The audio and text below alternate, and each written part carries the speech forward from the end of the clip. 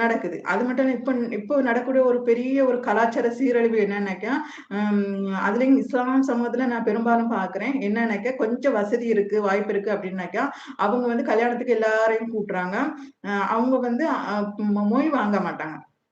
மொய் வாங்காம இருக்குது. சரி அது அவங்களுக்கு விருப்பம்.